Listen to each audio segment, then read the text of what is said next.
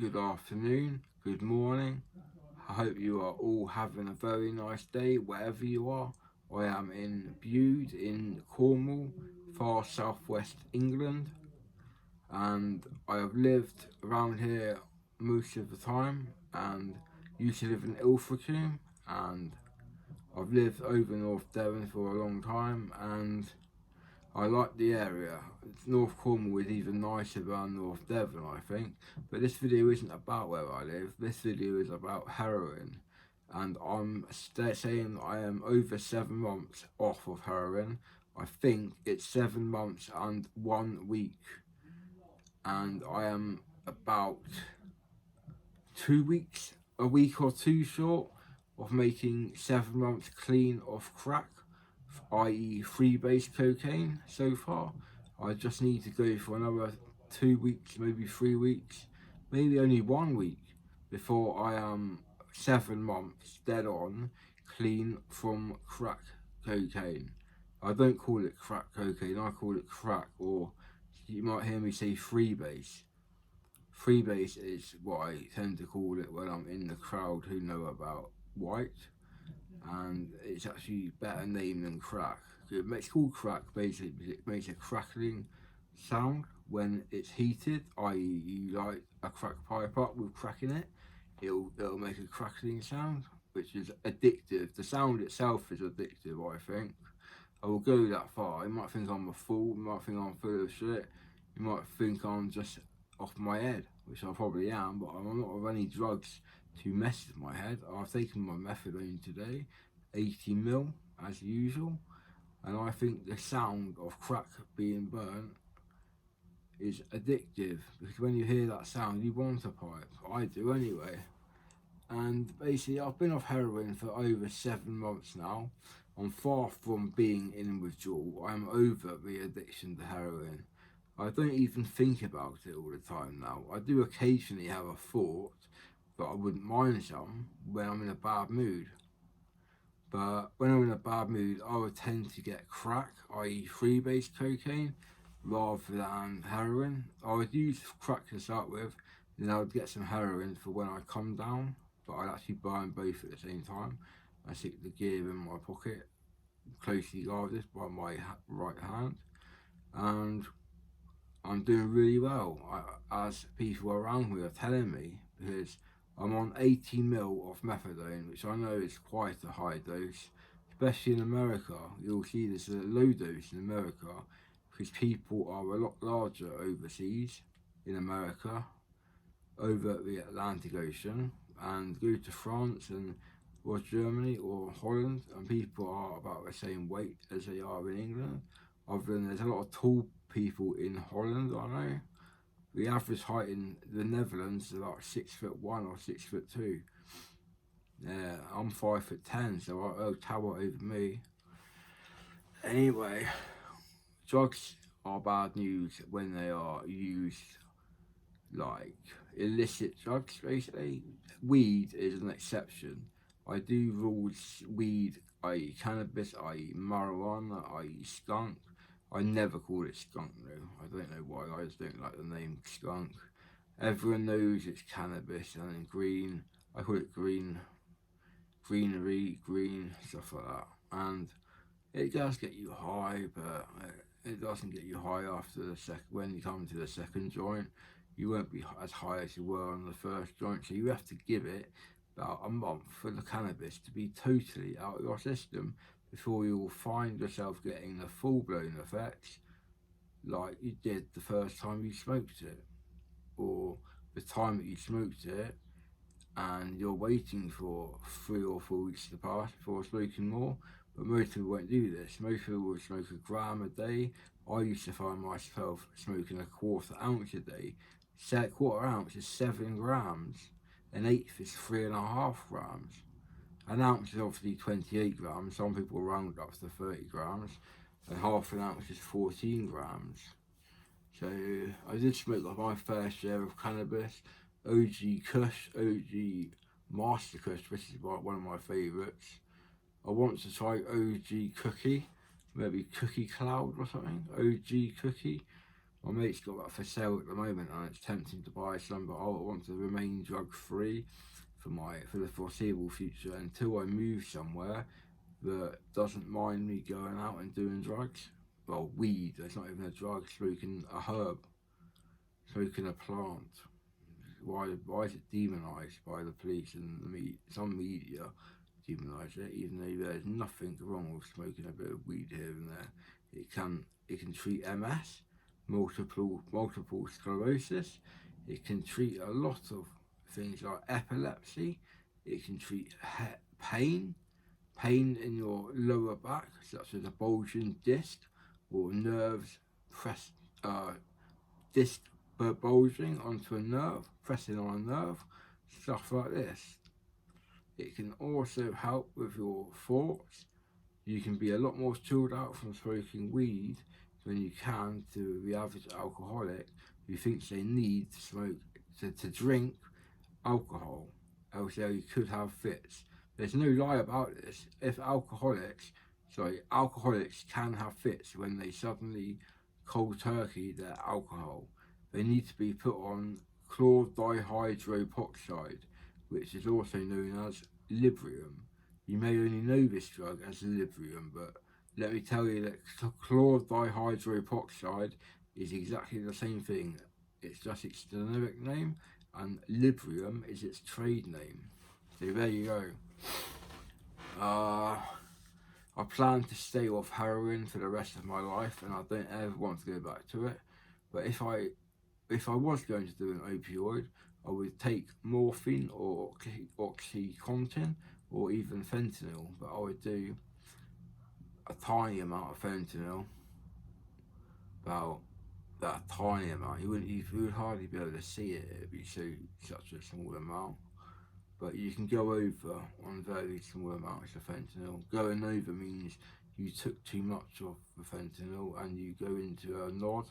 You actually pass out and you go unconscious, I think.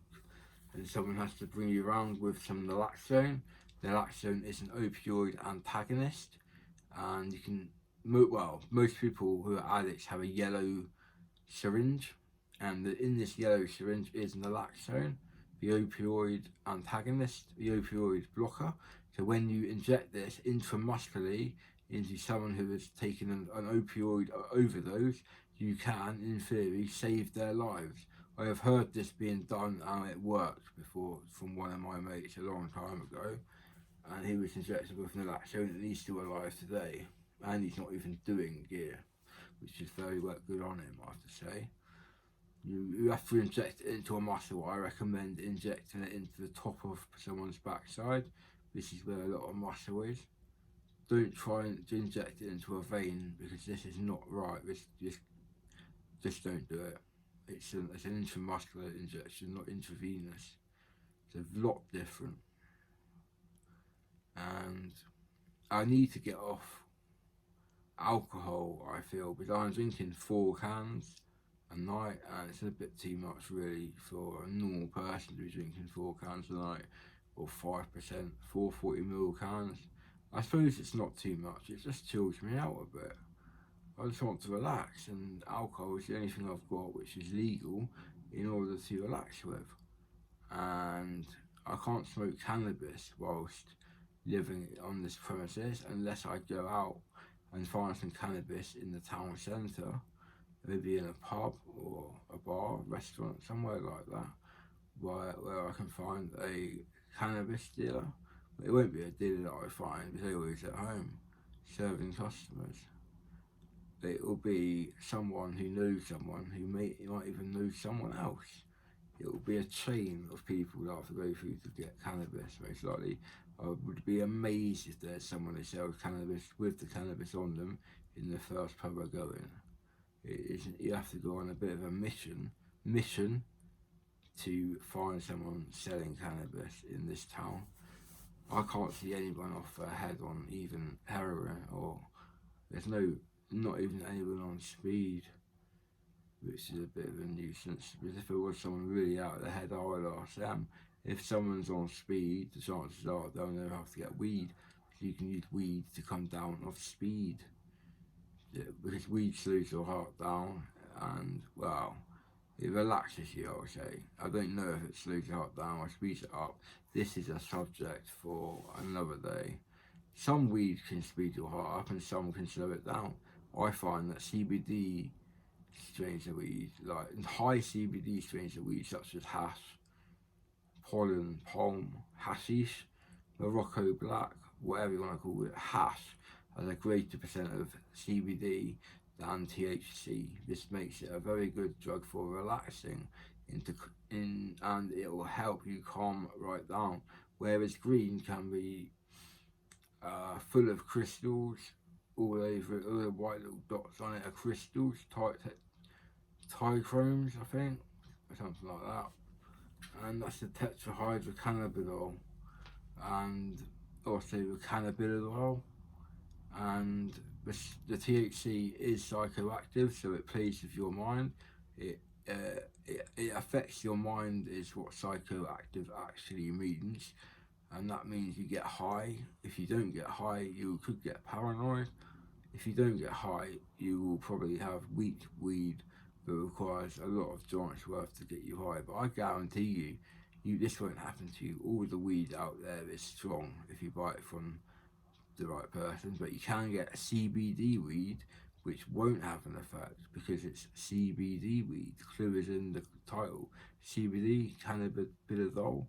CBD is the relaxing part of cannabis. It might relax you, but it doesn't get you high at all. It doesn't have, well, it's allowed 0.2% or 2%, it might be THC, and the rest of it, like 98%, is CBD. Because it's got to be a limit on the amount of THC in it for it to be legal in the United Kingdom. Because we have strict laws on cannabis and CBD, and the law is that cannabis oil cannot have more than 2 milligrams of THC within it. So it won't get you high, but it will make you calm if you're susceptible to the weaker kind of medications. Like I do know people who have got lucky and CBD has actually helped them a lot in their life. One guy is my friend. He has really bad lower back pain, perhaps a disc hitting on a nerve, or bulging disc, or bruising on his lower back, and this can be very bad for him, and he is in a lot of pain all the time. He used to be on morphine, but a new doctor, as he moved house, he had a new doctor, right? And this new doctor took him off morphine. Not sure if it was cold turkey or if it was tapered off it. All I know is that he's not on methadone and he's not on any prescription opioid. He's never tried heroin or crack or morphine, Oxycontin, but he has tried Oromorph and morphine. I can get hold of both of these drugs, Oromorph and morphine, through the internet, but he doesn't want to try any and he doesn't want to smoke weed. If you have any suggestions for him, please get back to me. He needs a painkiller that isn't addictive, that isn't weed, that isn't hashish, before we say it, and also it isn't Oxycontin. It could be morphine or Oromorph, but I'll have to talk him round to doing it. But he won't buy from the internet because he doesn't trust people on the internet and he could lose his money. Fair enough, I know where he's coming from. I've been ripped off one time on the internet, that's in 20 years. Well, 18, 19 years since I first used the internet in 1995, sorry. When I was, 11 years old, 12 years old, 96, 95, 96. We had Pentium 166s at Great Torrington High School, 166 MMX, Pentium 1 MMX. MMX stood for Multimedia Extensions, and this is what the MMX stands for on the end of Pentium 166 MMX, Multimedia Extensions. Basically, it's code that it can read. The CPU can process code now, but it couldn't before, back in 95, 96 when this came out. But this is going back donkey years now. this is like 15 or 20 years ago when I was started secondary school, aged 11. Anyway, I'll leave this video for now. Hope this has interested you. You found it a bit funny, or you found it interesting. I hope you did. Anyway, please give me a nice thumbs up. Please share this video with your friends and that if you wish. And please subscribe and hit the bell on to the right of subscribe at the same time. Or maybe not at the same time, but 2 seconds after if you wish. Or 5 seconds after if you really wish. Have a good day all. Cheers. Bye for now.